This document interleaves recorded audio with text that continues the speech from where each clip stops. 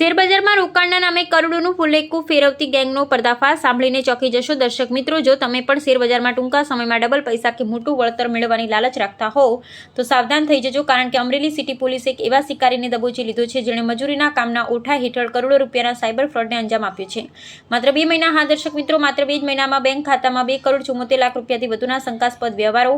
આ કોઈ મોટું બિઝનેસમેનનું ખાતું નથી. આ ખાતું છે પાટણના સમી તાલુકાના વરાણા ગામના એક સામાન્ય મજૂરી કામ કરતા શખ્સનું. આરોપીનું નામ મહેનરજી મફાજી ઠાકોર, ઉંમર 42 વર્ષ, રહેવાસી ખુડિયાનગર, ઠાકોરવાસ, વરાણા, જિલ્લો પાટણ.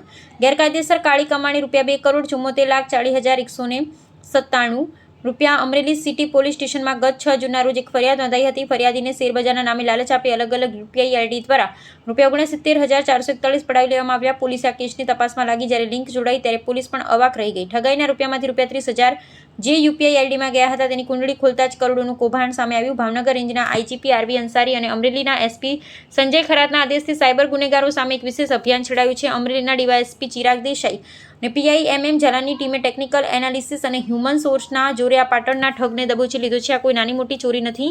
આ આરોપીના તાર ગુજરાત સહિત દેશના અલગ અલગ રાજ્યોની કુલ 8 સાયબર ફરિયાદો સાથે જોડાયેલા છે. એટલે કે આ શખ્સે એક આંતરરાજ્ય સાયબર ગેંગનું મોટું મોહરું હોઈ શકે છે. ન્યૂઝ 16 ગુજરાતીની જનતાને અપીલ. દર્શક મિત્રો, આજના ડિજિટલ યુગમાં લાલચ એ સૌથી મોટું હથિયાર બની ગયું છે. સાયબર ઠગો માટે કોઈ અજાણી વ્યક્તિના કહેવાથી શેરબજારમાં રોકાણ ન કરો. રાતોરાત અમીર બનવાની લાલચ આપતી લિંક્સ કે યુપીઆઈ આઈડી પર પૈસા ટ્રાન્સફર ન કરો. હાલ તો પોલીસે આરોપી વિરુદ્ધ ભારતીય ન્યાય સંહિતાની કલમ 318(4) અને આઈટી એક્ટની કલમ 66D હેઠળ સકંજો કસ્યો છે.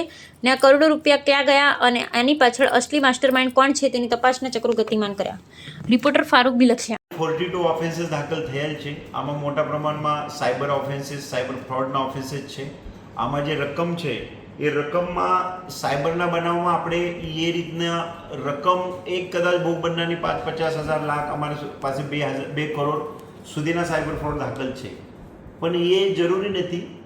જરૂરી એ છે આપણે જ્યારે આ સાયબર ઠગીયા છે એનું અકાઉન્ટ જ્યારે એનાલિસિસ કરીએ, દાખલા તરીકે આ જે કેસ આપણે આજે ડિસ્કસ કરીએ છીએ આમાં આપણા એના જે ભોગ બનનાર છે એના 96,000 જ ગયા છે. પરંતુ જ્યારે આપણે સાયબર ગઠિયાને જ્યારે આપણે અહીંયા લાયા, એના અકાઉન્ટ એનાલિસિસ કર્યો, ત્યારે માત્ર છેલ્લા 1 મહિનામાં એના અકાઉન્ટ પર 2.5 કરોડ રૂપિયા આવેલા છે અલગ અલગ અકાઉન્ટમાંથી. અને એ તપાસ દરમિયાન ખુલવા પામેલ છે.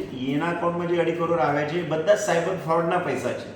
તો આપણા ત્યાં કદાચ બનાવ 30,000નું, 50,000નું, 35,000નું બનતું હોય છે. પરંતુ જ્યારે આ સાયબર ક્રિમિનલ છે એનો અકાઉન્ટ આપણે જોઈએ ત્યારે સમગ્ર ભારતમાંથી, સમગ્ર ગુજરાતમાંથી જે પણ લોકો ભોગ બનેલા છે એના પણ પૈસા આમાં રિકવરી થવાની સંભાવના વધે છે. જિલ્લા પોલીસે છેલ્લા 1 વર્ષ દરમિયાન 1 કરોડ કરતાં વધારે પૈસા કોર્ટ થકી જે ફ્રીઝ થયેલા હતા 4 કરોડમાંથી એ 29-30 અરજીના આધારે અલગ અલગ જિલ્લા કોર્ટમાંથી પરત અપાવેલા છે. બાકીના જે પૈસા છે એ પણ એની જે પ્રક્રિયા છે હાથ ધરીને પરત આપવાની સતત પ્રક્રિયા છે એના થકી પરત આપવામાં આવશે. સાયબરમાં 29-30 ઉપર જાણ કરવાથી તમને જે મૂળ ફાયદો થાય છે ભોગ બનનારને, એ ફાયદો છે એની રકમ તમારી જાય છે તો તાત્કાલિક તમે જાણ કરશો એ પૈસા લોકો ઉપાડતા પહેલાં તો એ રકમ ફ્રીઝ થાય છે અને એના અકાઉન્ટમાંથી કોર્ટ ઓર્ડરથી તમને રકમ પરત મળે છે. પરંતુ સાથે સાથે તમે ગુનો દાખલ કરો તો ગુનો દાખલ કરવાથી આ જે સાયબર ટોળકી છે એ ટોળકીને પકડવા માટે વારંવાર એમને ગુના દાખલ કરવાથી એ ટોળકીને સંગઠિત ટોળકી તરીકે ગુનો ઉમેરવા સારું, જેથી કરીને આ લોકો વધુમાં વધુ સમય જેલના પાછળ રહેશે. આ લોકોને વધારે ગુના દાખલ થાય તો પોલીસ સારી રીતે એને ઇન્ટ્રોગેટ કરી શકાય, સારી રીતે તપાસના કામે એને સજા પાડી શકાય. એ વસ્તુ તમામ જરૂરી છે, જેથી કરીને આ બાબતે નાગરિકો પાસેથી એ અમારી અપેક્ષા છે. ગુજરાત સરકાર અને અમરેલી જિલ્લા પોલીસ તરફથી સાયબરના જે સાયબર ફ્રોડ અંગેના બનાવ બને છે તે ડામવા માટે બહુ કડકસર પગલાં ભરવામાં આવે છે.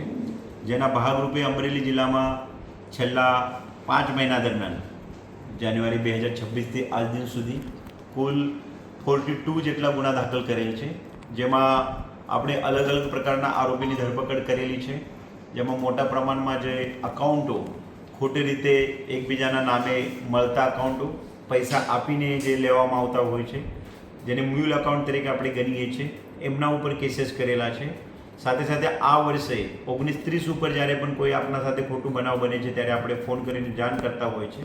અને 19-30 ઉપરથી જે આપણા જિલ્લા લાગત બનાવ હોય તો અહીંયા જે અમને અરજી મળતી હોય છે કે અત્યાર સુધી 800 જેવી કમ્પ્લેન આપણા પાસે મળેલી છે. તો આ જો સાયબર ફ્રોડના બનાવો છે એ બહુ મોટા પ્રમાણમાં વિસ્તારના નાગરિકો સાથે બને છે અને એ ડામવા માટે જિલ્લા પોલીસે તમામ પોલીસ સ્ટેશન અને સાયબર ક્રાઇમ સેલ તરફથી આમાં કડકસર જે કાર્યવાહી છે એના ભાગરૂપે અમરેલી સિટી પોલીસ સ્ટેશનમાં ગયા 15 દિવસ પહેલાં જે ગુનો દાખલ થયેલો હતો, આમાં એ જે ભોગ બનનાર દાદાજી છે એને વોટ્સઅપ ઉપર અને ફેસબુક ઉપર જે લિંક મળેલ હતી અને એના થકી કે તમને વધારે પ્રમાણમાં વળતર મળશે આનું લાલચ આપી અને આ દાદા પાસેથી 96 લાખ રૂપિયા આ લોકો ઓળવી ગયા હતા. જેના તપાસના ભાગરૂપે જિલ્લા પોલીસ તરફથી આરોપીની શોધખોળ કરી અને એ આરોપીનું પાટણથી પકડી પાડેલ છે, જેનું નામ મહેન્દ્રજી મકાજી ઠાકોર છે અને એના વિરુદ્ધમાં સમગ્ર રાજ્યમાં કુલ 8 સાયબર ગુના એને આચરેલ છે અને એના ટોળકીએ આ ગુના આચરેલ છે. જ્યારે અમે આ સાગર અને એનો સાગરીતો છે એ લોકોને અકાઉન્ટનો અભ્યાસ કર્યા ત્યારે આ લોકોને બહુ ટૂંક સમયમાં એટલે છેલ્લા 1 મહિનામાં એના અકાઉન્ટમાં જે ટોટલ ટ્રાન્ઝેક્શન છે એ પણ લગભગ 2.5 કરોડ કરતાં વધારે પ્રમાણમાં ટોટલ ટ્રાન્ઝેક્શન થાય છે. જેથી વિસ્તારના જે નાગરિકો છે એ તમારા જે પૈસા સાયબર ફ્રોડના જાય છે એ અલગ અલગ લોકોના અકાઉન્ટમાં આ લોકો લેરિંગ કરીને વાપરતા હોય છે.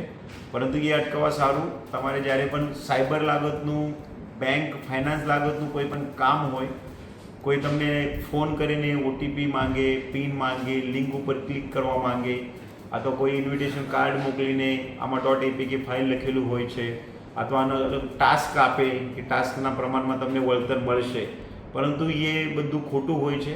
માર્કેટમાં જે કોઈ માર્કેટ રેટ કરતાં વધારે પ્રમાણમાં તમે લાલચ આપી ટૂંક સમયગાળામાં વધારે પૈસા આપવાનું પ્રલોભન આપતા હોય તો એનાથી દૂર રહેવું જોઈએ.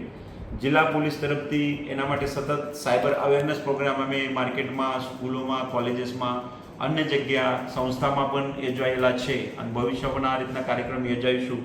તો જેથી નાગરિકોને વિનંતી છે આવું આપના પ્રકારે આ પ્રકારમાં કોઈ પણ લાલચમાં આવતા નથી. કોઈ આ પ્રકારનું બનાવ બને તો તાત્કાલિક તમે 1930 ઉપર જાણ કરવી જોઈએ. ઘણા કેસીસમાં અમારી જે મેઇન તકલીફ થાય છે 1930 ઉપર જે અરજી આવેલી છે આ અરજીના તપાસ દરમિયાન અમે ઘણા અરજદારને અહીંયા બોલાવીએ છીએ, એનું તપાસ કરીએ છીએ, પણ મોટા પ્રમાણમાં અરજદાર તરફથી ફરિયાદ દાખલ કરવાનું ના પાડવામાં આવે છે. એ પણ પોલીસ માટે એક પડકાર છે, બહુ ગંભીર બાબત છે. કેમ કે આનાથી તમારે ફરિયાદ દાખલ થવાથી આરોપીના જે અકાઉન્ટ છે, એના જે સિમ કાર્ડ છે, એના જે મોબાઈલ છે, બેંક અકાઉન્ટ છે, એના ઉપર પોલીસ કાર્યવાહી કરી શકે છે.